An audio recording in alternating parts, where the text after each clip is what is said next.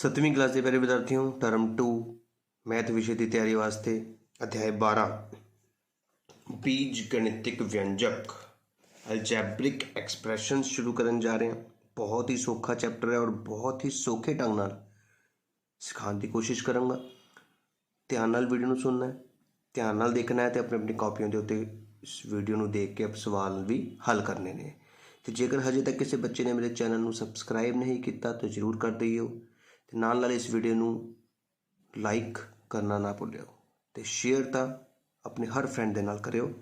हुण आपां अभ्यास 12.1 शुरू करन जा रहे हैं। बहुत ही सौखे ढंग नाल ध्यान नाल देखो। पहला क्वेश्चन ध्यान नाल देखना बेटा सारे ने। हेठ लिखियां लई बीज गणितिक व्यंजक लिखो। Generate algebraic expressions for the following expressions. पहला है ए अते बी का जोड़फल, sum of A and B. हुण ए ते बी का जोड़फल का आंसर की होएगा? देखो फर्स्ट पार्ट का तुहाडा आंसर की होने वाला है। आंसर ये सामने ही लिख रहा मैं, ध्यान नाल देखना है। ए जमा बी, पहले का आंसर की होया ए जमा बी। तुसीं पहला अपना सवाल उतारना है तो उहदे थल्ले उसका आंसर लिखना है ए जमा बी, बस इन्ना ही काम करना है। दूजा क्वेश्चन है संख्या Z नूं अपने आप नाल गुणा किया जाता है, मतलब Z गुना Z, जिसनों आपां Z दी घात 2 कह दिंदे आ। तब number Z multiplied by itself, Z multiply Z is equal to Z square. Punjabi medium वाले बच्चे को समझ लग गया कि संख्या Z नूं अपने आप नाल गुणा किया जाता है, Z गुना Z। X अते Y दे गुणनफल नूं M अते N दे गुणनफल विच जोड़ो, मतलब पहले X ते Y नूं गुणा करनी है तो बन गया XY,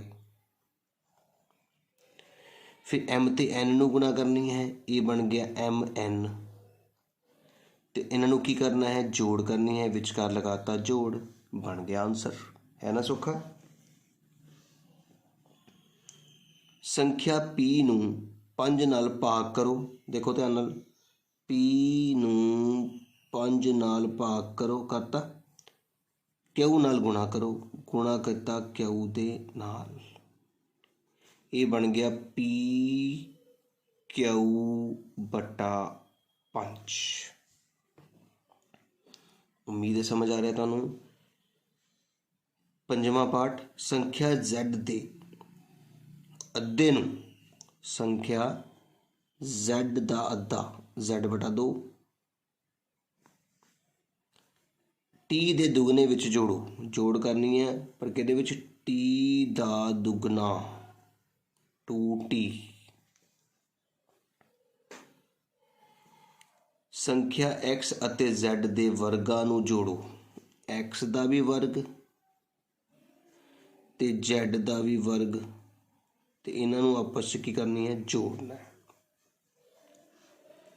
संख्यावां X ते Z दा जोड़फल, X ते Z दे जोड़फल नूं इन्हां दे गुणनफल विचों घटाओ। तो इस तरह से व्यंजक लिखने सीगे। उम्मीद है समझ आया होगा। एक बार दोबारा देख लो। पहले क्वेश्चन च ए ते बी दे विचकार जोड़ पाने सी, ए ते बी दे विचकार जोड़ लग गई। संख्या Z नूं अपने आप नाल गुणा करो, Z गुणा Z, Z दी घात 2 गुणा विच घातां वधदियां ने। X अते Y नूं गुणा करो तो M अते N नूं गुणा करो तो फिर जोड़ो, गुणा X ते Y नूं कीता तो XY, M ते N नूं कीता MN, तो फिर जोड़ कर लिया। P दे 5 नाल भाग करो, भाग का मतलब होंदा बटे च, P नूं 5 नाल भाग करना होंदा P बटा 5, इस गल का ध्यान रखना है। Q नाल गुणा करो, P बटा 5 लिख के उन्होंने Q नाल गुणा की, गुणा हमेशा उपर वाले ने उपर वाले ना होना होंदा है। P ते Q गुणा हो गए, थले 5 का 5 रह गया। Z का अद्धा करो, देखो जे P का 5 नाल भाग करनी है, Z का अद्धा मतलब होंदा Z दा बटा 2, अद्धा मतलब 2 नाल भाग करना। Z का अद्धा किया Z बटा 2, T का दुगना किया, दुगना मतलब 2 गुना, T नूं 2 नाल गुणा की 2T बन गया, है ना। तो विचकार की करनी है जोड़। ਸੰਖਿਆ x ਅਤੇ z ਦੇ ਵਰਗ ਮਤਲਬ ਘਾਤ 2 ਹੁੰਦੀ ਹੈ, ਦੋਨਾਂ ਦੇ ਵਰਗਾਂ ਨੂੰ ਜੋੜ ਕਰਨੀ ਸੀ। x ਦੀ ਘਾਤ 2 ਜਮਾ z ਦੀ ਘਾਤ 2। x ਅਤੇ z ਨੂੰ ਜੋੜੋ ਤੇ ਗੁਣਨਫਲ ਵਿੱਚੋਂ ਘਟਾਓ। ਜੋੜ ਕਰਕੇ ਗੁਣਨਫਲ ਦੇ ਵਿੱਚੋਂ ਘਟਾਤਾ। ਇਸ ਤਰ੍ਹਾਂ ਪੰਜਾਬੀ ਮੀਡੀਅਮ ਵਾਲੇ ਬੱਚੇ ਨੂੰ ਵਧੀਆ ਤਰੀਕੇ ਨਾਲ ਸਮਝ ਆ ਗਏ ਹੋਣੇ ਵਿਅੰਜਕ। ਇਸੇ ਤਰ੍ਹਾਂ ਇੰਗਲਿਸ਼ ਮੀਡੀਅਮ ਵਾਲੇ ਬੱਚੇ the product of x and y added to product of m n, x ਔਰ y ਦੇ ਪ੍ਰੋਡਕਟ ਵਿੱਚ ਜੋੜੋ m ਤੇ n ਦੇ ਪ੍ਰੋਡਕਟ ਨੂੰ। ਕੋਸ਼ੈਂਟ ਆਫ p/5 ਗੁਣਾ q ਬਣ ਗਿਆ pq/5। ਹਾਫ ਆਫ z ਮਤਲਬ z/2। Add twice of t 2t। Sum of square of x and z, x ਦੇ ਉੱਤੇ ਘਾਤ 2 ਜਮਾ z ਦੇ ਉੱਤੇ ਘਾਤ 2। Sum of number x and z is subtracted from product of these two, it means ਇਹਨਾਂ ਦੇ ਪ੍ਰੋਡਕਟ ਵਿੱਚ ਘਟਾਇਆ। ਤੇ ਇਹ ਦੋਨੇ ਮੀਡੀਅਮ ਵਾਲੇ ਬੱਚਿਆਂ ਲਈ ਮੈਂ ਲਿਖ ਲਿਆ ਹੈ। ਤੁਸੀਂ ਸਿਰਫ ਕੀ ਕਰਨਾ ਹੈ, ਆਪਣਾ ਕੁਐਸਚਨ ਉਤਾਰਨਾ ਹੈ ਕਾਪੀ ਤੇ, ਉਸ ਦੀ ਥੱਲੀ ਲਾਈਨ ਦੇ ਵਿੱਚ ਆਪਣਾ ਆਨਸਰ ਲਿਖਣਾ ਹੈ। ਫਿਰ ਦੂਜਾ ਕੁਐਸਚਨ ਇੱਕ ਲਾਈਨ ਛੱਡ ਕੇ, ਫਿਰ ਉਹਦਾ ਆਨਸਰ, ਫਿਰ ਇੱਕ ਲਾਈਨ ਛੱਡ ਕੇ ਤੀਜਾ ਆਨਸਰ, ਫਿਰ ਇੱਕ ਲਾਈਨ ਛੱਡ ਕੇ ਚੌਥੇ ਕੁਐਸਚਨ ਦਾ ਆਨਸਰ, ਫਿਰ ਇੱਕ ਲਾਈਨ ਛੱਡ ਕੇ ਪੰਜਵਾਂ ਕੁਐਸਚਨ, ਫਿਰ ਉਹਦਾ ਆਨਸਰ। ਇਸ ਤਰ੍ਹਾਂ ਤੁਸੀਂ ਆਪਣੀ ਕਾਪੀ ਦੇ ਉੱਤੇ ਸਾਫ਼ ਸੁੰਦਰ ਲਿਖਾਈ ਦੇ ਵਿੱਚ ਆਪਣਾ ਕੰਮ ਕੰਪਲੀਟ ਕਰਨਾ ਹੈ। ਪਹਿਲਾ ਕੁਐਸਚਨ ਕੰਪਲੀਟ ਹੋ ਗਿਆ, ਦੂਜੇ ਕੁਐਸਚਨ ਵੱਲ ਚੱਲਦੇ ਹਾਂ। ਹੇਠ ਲਿਖਿਆਂ ਵਿੱਚੋਂ ਅਚਲ ਪਦਾਂ ਅਤੇ ਚਲ ਪਦਾਂ ਨੂੰ ਵੱਖ-ਵੱਖ ਕਰੋ। Separate constant terms and variable terms. ਲਓ ਜੀ ਬੇਟਾ, ਅਚਲ ਪਦ ਨੂੰ ਬੋਲਦੇ ਆ ਇੰਗਲਿਸ਼ ਵਿੱਚ ਕੌਨਸਟੈਂਟ ਟਰਮਸ। ਕੌਨਸਟੈਂਟ ਟਰਮ ਜਾਂ ਅਚਲ ਪਦ ਦਾ ਮਤਲਬ ਹੁੰਦਾ ਹੈ ਜਿਹਦੇ ਕੋਲ ਕੋਈ ਵੀ ਵੇਰੀਏਬਲ ਨਹੀਂ ਹੁੰਦਾ, ਮਤਲਬ ਕੋਈ ਵੀ ਇੰਗਲਿਸ਼ ਦਾ ਅੱਖਰ ਨਹੀਂ ਹੁੰਦਾ। ਪਹਿਲੀ ਰਕਮ 7 ਹੈ ਜਿਹਦੇ ਕੋਲ ਕੋਈ ਇੰਗਲਿਸ਼ ਦੀ ਰਕਮ ਨਹੀਂ ਹੈ, ਇਸ ਕਰਕੇ ਉਹ ਅਚਲ ਪਦ ਹੋਏਗਾ। ਦੂਜੀ x ਤੇ y ਇੰਗਲਿਸ਼ ਵਾਲੀ ਰਕਮ ਨੇ, ਇਸ ਕਰਕੇ ਉਹ ਚਲ ਪਦ ਮੰਨਿਆ ਜਾਏਗਾ। ਚਲ ਮਤਲਬ ਜੋ ਬਦਲ ਸਕਦਾ ਹੈ, ਵੇਰੀਏਬਲ ਟਰਮ।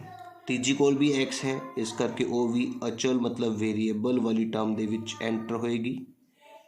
ਉਸ ਤੋਂ ਬਾਅਦ ਵਾਲੀ ਵਿੱਚ ਵੀ z ਹੈ, ਇਸ ਕਰਕੇ ਉਹ ਵੀ ਅਚਲ ਪਦ ਵਿੱਚ ਹੀ ਐਂਟਰ ਹੋਏਗੀ। ਉਸ ਤੋਂ ਅਗਲੀ ਪਦ ਵਿੱਚ ਵੀ x ਤੇ z ਹੈ, ਇਸ ਕਰਕੇ ਉਹ ਵੀ ਅਚਲ ਮਤਲਬ ਵੇਰੀਏਬਲ ਟਰਮ ਦੇ ਵਿੱਚ ਐਂਟਰ ਹੋਏਗੀ।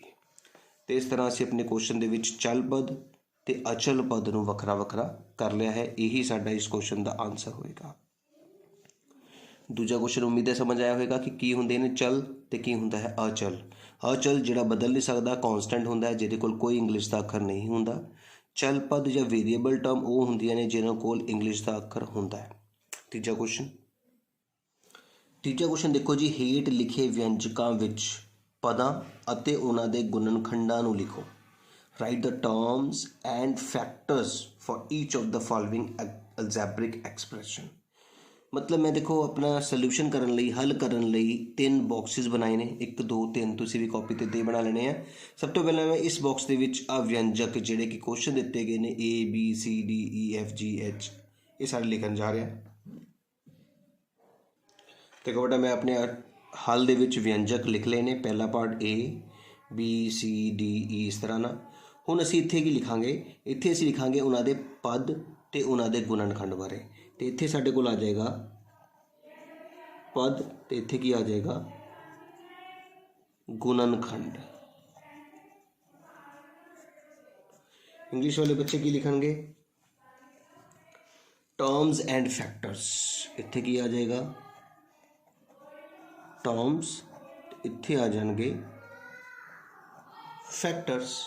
ਹੁਣ ਕਰਨਾ ਕਿੱਦਾਂ ਹੈ, ਮੇਨ ਚੀਜ਼ ਦੇਖੋ ਬੇਟਾ। ਹੁਣ ਇਹ ਤੁਹਾਡੇ ਕੋਲ ਸਟ੍ਰੇਟ ਧਿਆਨ ਨਾਲ ਦੇਖਣਾ ਬੇਟਾ।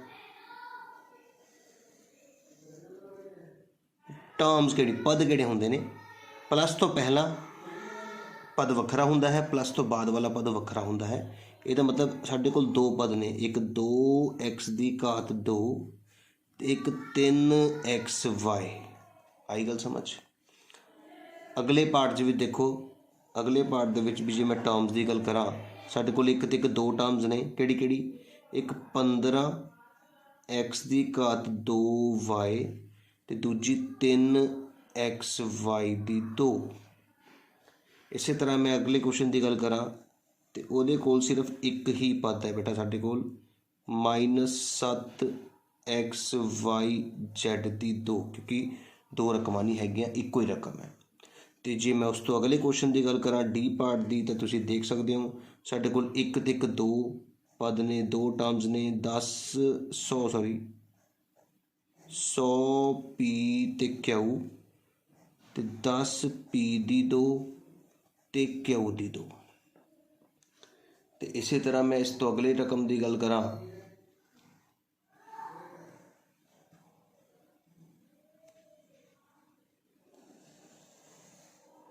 तो मेरे को फिर 2 टर्म्स ने, एक एक्स वाई तो एक 3 एक्स की 2 तो वाई की 2। तो इस तो अगले पार्ट के साढ़े को 1 2 3 टर्म्स ने बेटा जी, -7 एक्स की 2 वाई जेड, 3 एक्स वाई की 2 जेड। देखो सेम कॉपी पेस्ट कर रहे हैं, 2 एक्स वाई जेड की 2। तो उम्मीद है तुहानूं टर्म्स लिखनियां आ गई चुकियां ने, किवें मैं पद लिखे ने। इस व्यंजक के 2 पद ने, पहला तो दूजा, सेम लिखना बेटा, पहला पद आ रहा दूजा पद आ रहा, इच इक्को ही पद है वही लिख लिया। 2 पद ने 2 लिख ले, 2 पद ने 2 लिख ले, 1 2 3 पद ने तीनों लिख ले, सेम कॉपी पेस्ट। हुण गल करते गुणनखंड की। गुणनखंड किवें लिखने ने वो ध्यान नाल देखियो, पहले पद के सामने पहले वाले दे गुणनखंड, दूजे पद के सामने दूजे वाले दे गुणनखंड। मतलब सब तो पहला 2 लिखना है, फिर कॉमा पानी है, फिर एक्स के उपर घात 2 है तो एक्स नूं 2 बारी लिखना है, एक्स कॉमा एक्स, इस तरह। हुण इधर देखो 3 है, एक्स है तो वाई है, सारे वक्रे वक्रे है, 3 लिखना है, कॉमा एक्स कॉमा वाई, इस तरह असी गुणनखंड लिखने ने। अगले पार्ट से देखो 15 एक्स के उपर घात 2 है तो वाई है, ध्यान नाल देखो, पहला 15 लिखांगे, फिर कॉमा, फिर एक्स 2 बारी लिखने हैं, एक्स कॉमा वाई। आई गल समझ। इधर देखो 3 के सामने 3 कॉमा एक्स इक्को ही है, 1 लिखना है, वाई के उपर 2 घात है तो वाई कितनी बार लिखना है, 2 बारी लिखना है। इधर देखो ध्यान नाल -7 comma X comma Y comma Z के उपर 2 घात है तो जैड कितनी बार लिखांगे, 2 बारी। 100 comma P comma Q, 10 comma P के उपर घात 2 है तो पी कितनी बार लिखांगे, 2 बारी। क्यू के उपर भी 2 घात है तो क्यू भी कितनी बार लिखांगे, 2 बारी। एक्स ते Y, X comma Y, 3 comma X के उपर घात 2 है तो एक्स कितनी बारी लिखांगे, 2 बारी। फिर वाई के उपर भी घात 2 है तो वाई कितनी बार लिखांगे, 2 बारी। लो जी -7, फिर एक्स के उपर घात 2 का मतलब 2 बारी, फिर एक वाई है, फिर एक जेड है। इधर आ जाओ, 3 comma X comma Y comma Z. इस तरह अखीर दे विच 2 comma X comma Y comma Z कितनी बारी, 2 बारी। तो इस तरह आप तीजे क्वेश्चन के सारे भाग जिहड़े कि जिन्हां विच असीं टर्म्स लिखनियां सीगियां ते फैक्टर्स पद ते गुणनखंड लिखने सीगे, उम्मीद है तुहानूं समझ आए होणगे। आपां हुण चौथे क्वेश्चन वल चलदे हां। चौथे क्वेश्चन च कह रहा है कि हेठ दिते व्यंजकां नूं एक पदी, 2 पदी ते 3 पदी के रूप में वंडो। बेटा जिहदे कोल एक पद है उन्होंने एक पदी, जिहदे कोल 2 पद ने उन्होंने 2 पदी, जिहदे कोल 3 पद ने उन्होंने 3 पदी कहा जाता है। अजे अजे आप पिछले क्वेश्चन के पद लिखने सीखे सीगे, मतलब टर्म्स लिखनियां सीखियां सीगियां। जिहदे कोल classify the following algebraic expression to monomial, एक पद वाली नूं मोनोमियल, एक टर्म वाली नूं, 2 टर्म्स वाली नूं बाइनोमियल ते 3 टर्म्स वाली नूं ट्राइनोमियल कहा जाता है। हुण तुसीं ध्यान नाल देखो, जेकर तुहानूं मैं वर्बली समझावां तो पहली रकम दे विच साडे कोल एक ते 2 पद ने, इस करके ये 2 पदी मतलब बाइनोमियल मनी जाएगी। फिर 2 पद ने, ये भी बाइनोमियल है। 1 2 3 ये ट्राइनोमियल मतलब 3 पदी है। ये कोई प्लस माइनस का निशान नहीं है, इस करके एक पदी है। मोनोमियल ये देखो 2 पदी है, बाइनोमियल एक कोई पदी है, मोनोमियल 2 पदी है, बाइनोमियल। इस तरह से बस दसना ही है कि किहड़ी एल्जेब्रिक एक्सप्रैशन मोनोमियल है, किहड़ी बाइनोमियल है, किहड़ी ट्राइनोमियल है, जां किहड़ी एक पदी है, किहड़ी दो पदी है तो किहड़ी तीन पदी है। देखो जी बेटा, मैं अपने क्वेश्चन उतार लेने सारे के सारे। ਹੁਣ पहली क्वेश्चन ਦੇ ਵਿੱਚ ਸਾਡੇ ਕੋਲ ਇੱਕ ਤੇ ਇੱਕ ਦੋ ਪਦੀ ਹੈ, ਇਸ ਕਰਕੇ ਇੱਥੇ ਕੀ ਲਿਖਾਂਗੇ ਅਸੀਂ, ਪੰਜਾਬੀ ਵਾਲੇ ਬੱਚੇ ਲਿਖਣਗੇ ਦੋ ਪਦੀ, ਜਿਹਨੂੰ ਇੰਗਲਿਸ਼ ਵਾਲੇ ਬੱਚੇ ਕੀ ਕਹਾਂਗੇ, ਬਾਈਨੋਮੀਅਲ। आई समझ? एक जमा एक दो पदी हो गई, ये भी लिखांगे दो पदी, तो इंग्लिश वाले बच्चे की बोलेंगे बाइनोमियल।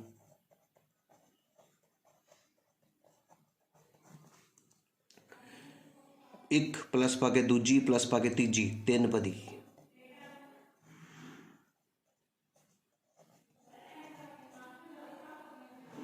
इंग्लिश वाले बच्चे लिखेंगे ट्राइनोमियल बेटा जी।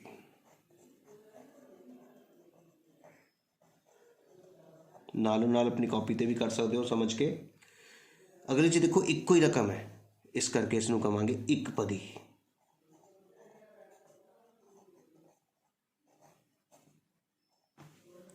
मोनोमियल।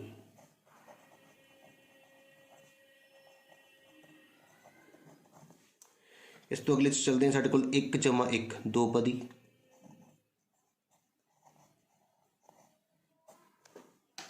बाइनोमियल।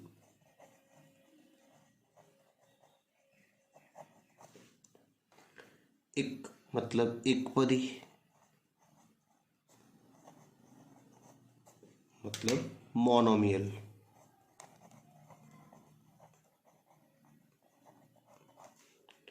इस तो बाद एक ते एक दो दो पदी मतलब बाइनोमियल। तो बहुत ही सौखे ढंग नाल असीं इस क्वेश्चन नूं भी कंप्लीट कर लिया है। उम्मीद है तुहानूं समझ आई होएगी किस तरह मैं किस एक्सप्रैशन नूं व्यंजक नूं एक पदी दो पदी ते तीन पदी के रूप में वंडिया है। हुण आपां पंजवें क्वेश्चन में चलते हैं। पंजवें क्वेश्चन च कह रहा है कि हेठ दिते व्यंजकों विचों हरेक विच संख्यात्मक गुणांक लिखो। ध्यान नाल समझना है, write numerical coefficient of each of the expression. हर एक एक्सप्रैशन दे विच हर एक व्यंजक दे विचों संख्यात्मक गुणांक मतलब मैथ वाली रकम जिहड़ी गुणा हो रही है उस बारे दसना है बस। तो पहला मैं अपने क्वेश्चन उतार देना ABCD। इत्थे बेटा आपां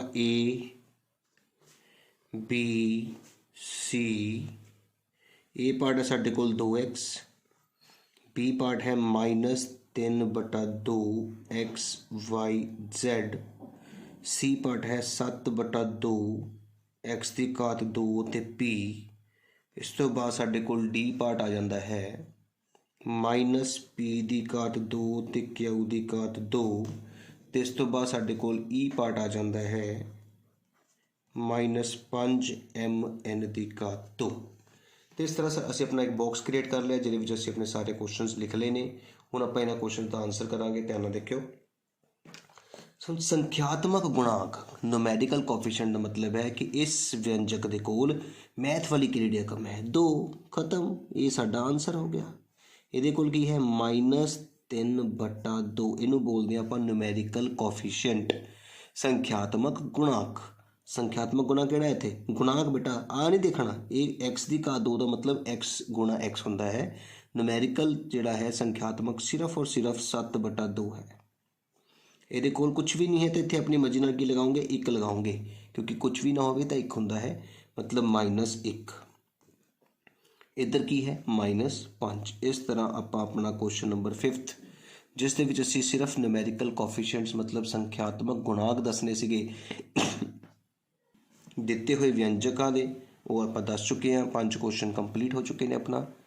हुण आपां 6वें क्वेश्चन पर चलते हैं। 6वां क्वेश्चन कहता है दसो कि दिते हुए पदां दे जोड़े समान पदां दे हन जां असमान पदां दे ने।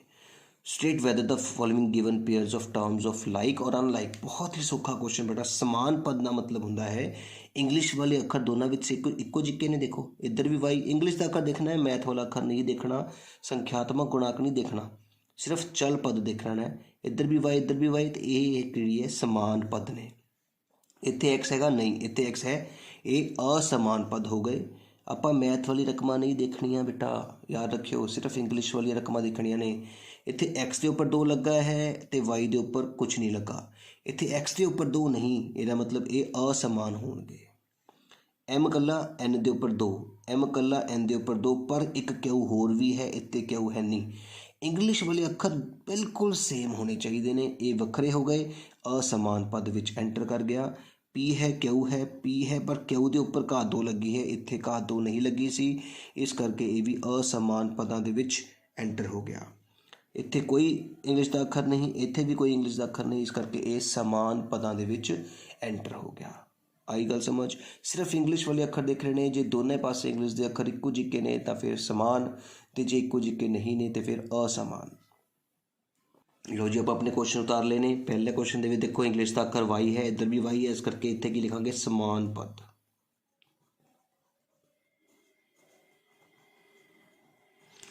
इंग्लिश वाले बच्चे लाइक टर्म।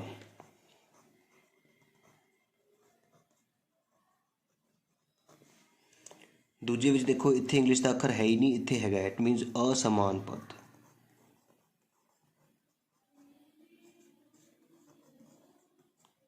इंग्लिश वाले बच्चे की लिखेंगे अनलाइक टर्म।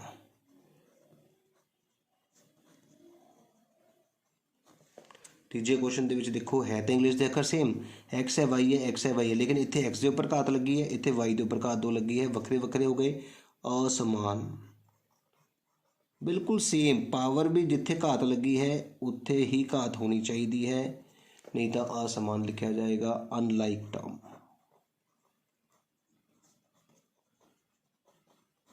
अगले पार्ट में देखो एम है एन उपर 2 एन उपर 2, पर इतने क्यू नहीं है, इतने क्यू है, असमान पद।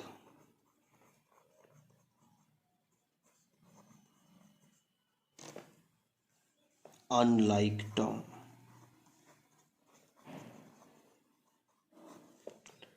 ई पार्ट दे विच पी क्यू है, इत्थे पी ते क्यू उपर घात 2 आ गई, इस करके ये भी असमान पद बन गया, अनलाइक टर्म।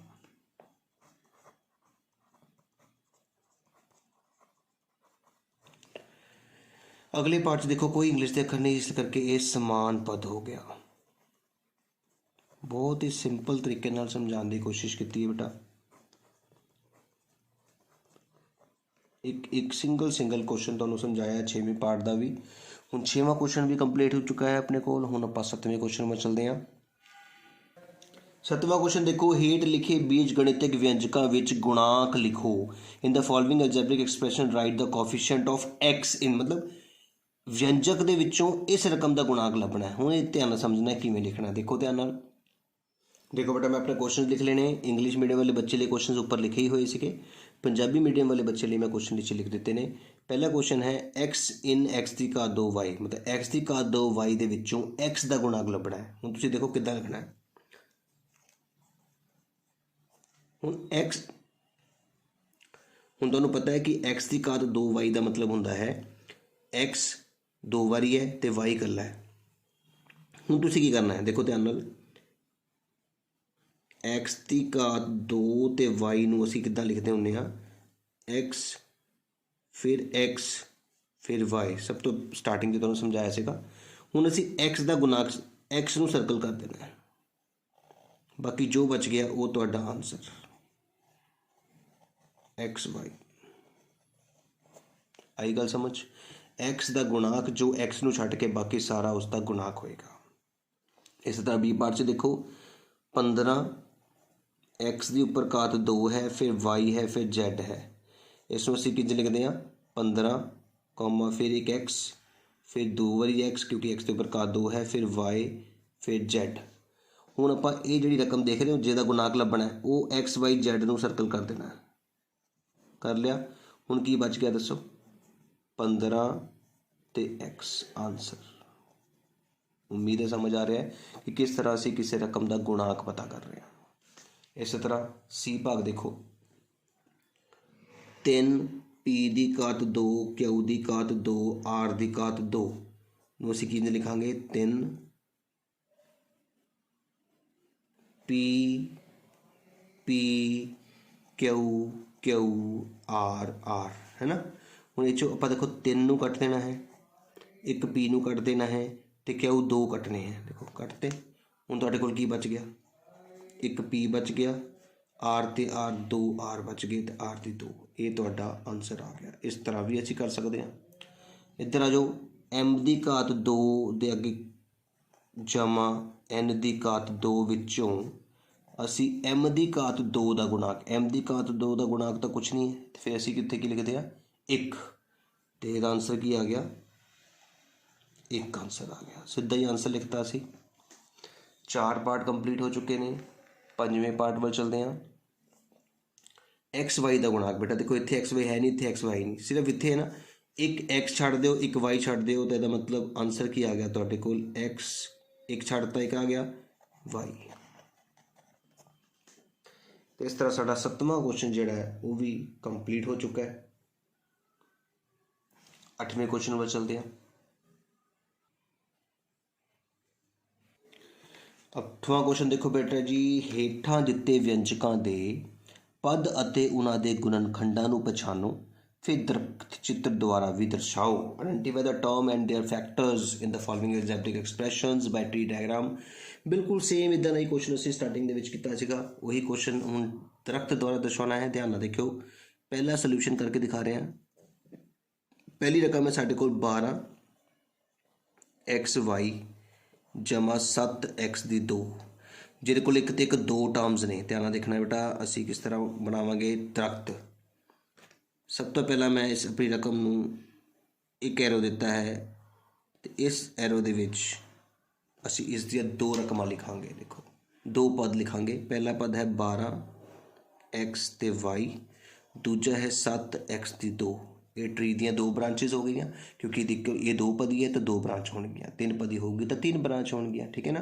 ਹੁਣ ਅੱਗੇ ਫਿਰ ਦੁਬਾਰਾ ਅਸੀਂ ਕੀ ਕਰਨ ਜਾ ਰਹੇ ਹਾਂ, ਇਸ ਦੇ ਕੋਲ ਗੁਣਨਖੰਡ ਲਿਖਣੇ ਹੈ। ਗੁਣਨਖੰਡ ਕਿਹੜੇ ਕਿਹੜੇ ਨੇ ਇਹਦੇ ਕੋਲ, ਧਿਆਨ ਨਾਲ ਦੇਖਿਓ। ਹੁਣ ਇਹਦੇ ਕੋਲ ਗੁਣਨਖੰਡ ਹੈਗੇ ਨੇ, ਇੱਕ 12,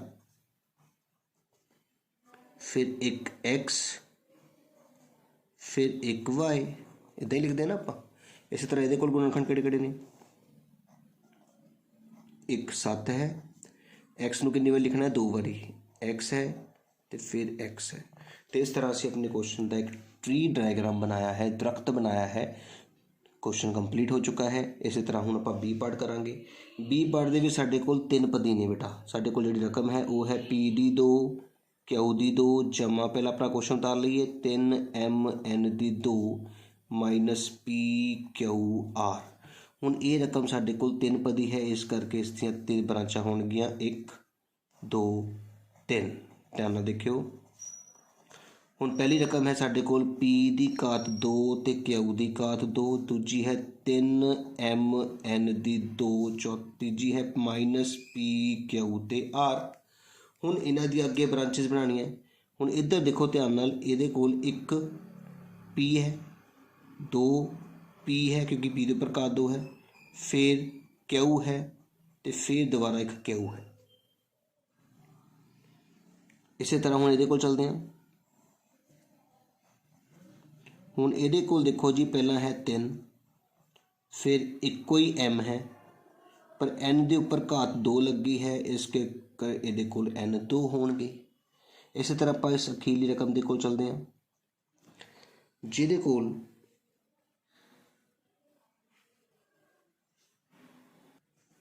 सब तो पहला माइनस के नाल कुछ नहीं है, तो एक होंदा ना, जिहदे कोल एक -1 है,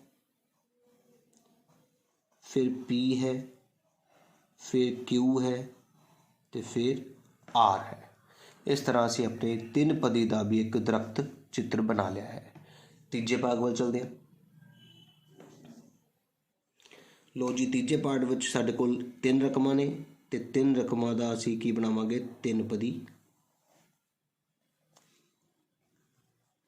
2x ਦੀ 2 y ਦੀ 2 x y z ਦੀ ਘਾਤ 2 ਤੇ z y। ਹੁਣ ਇਹਨਾਂ ਨੂੰ ਅੱਗੇ ਪਦਾਂ ਤੋਂ ਗੁਣਨਖੰਡ ਵਿੱਚ ਤੋੜਨਾ ਹੈ। तो ਇਹਦੇ ਕੋਲ ਸਾਡੇ ਕੋਲ ਕਿੰਨੇ ਗੁਣਨਖੰਡ ਹੋਣਗੇ? ਸਭ ਤੋਂ ਪਹਿਲਾਂ ਆ ਗਿਆ ਜੀ ਇਹਦੇ ਕੋਲ 2, ਫਿਰ 1x, ਫਿਰ 2x, फिर एक y तो फिर 2y। ठीक है ना। हुण इहदे आपां तोड़दे हां गुणनखंड। सब तो पहला इहदे कोल हैगा x, फिर हैगा y, फिर हैगा z एंड अगेन हैगा z। ਇਹਦੇ ਕੋਲ सिर्फ दो ही रकमां ने, एक z है तो एक y है। चौथे पार्ट ਵੱਲ चलते हैं। चौथे पार्ट का ट्री डायग्राम ਦੇ ਵਿੱਚ फिर ਸਾਡੇ ਕੋਲ 3 ਪਦੀ ਟਰਮ आ चुकी है। पहली रकम ਦੇ ਵਿੱਚ 3/2x ਦੀ ਘਾਤ 3, दूजी च 2x ਦੀ 2 ਤੇ y ਦੀ 2 ਤੇ ਤੀਜੀ ਦੇ ਵਿੱਚ है -7y ਦੀ 3। ਹੁਣ ਇਹਨਾਂ ਦੇ ਗੁਣਨਖੰਡ ਵੱਲ चलते हैं। सब तो पहला हैगा ਇਹਦੇ ਕੋਲ 3/2, x 3 ਵਾਰੀ है, 1 2 ਤੇ 3, 1 2 ਤੇ 3। इसी तरह ਇਹਦੇ ਕੋਲ चलते हैं। 1 2 है, 2x है तो 2y है, 2x ਤੇ 2y। इसी तरह अखीर ਦੇ ਕੋਲ चलते हैं। ਇਹਦੇ ਕੋਲ हैगा एक -7 ਤੇ 3y, 1 2 3 y। तो इस तरह साडा 8वां क्वेश्चन भी कंप्लीट हो चुका है। उम्मीद है समझ आई होगी। तो साडी अभ्यास 12.1 पूरी कंप्लीट हो चुकी है। ध्यान नाल इस वीडियो को सुनने तो बाद, समझण तो बाद फिर दोबारा इस वीडियो को ऑन करके अपनी कॉपियां बनाओ। तो जेकर वीडियो वधिया लगी हो जरूर लाइक करना है, जरूर कमेंट दिया करो, तो नाल नाल मेरे चैनल को सबसक्राइब करना ना भूलो, तो वध तो वध शेयर करो इस वीडियो को।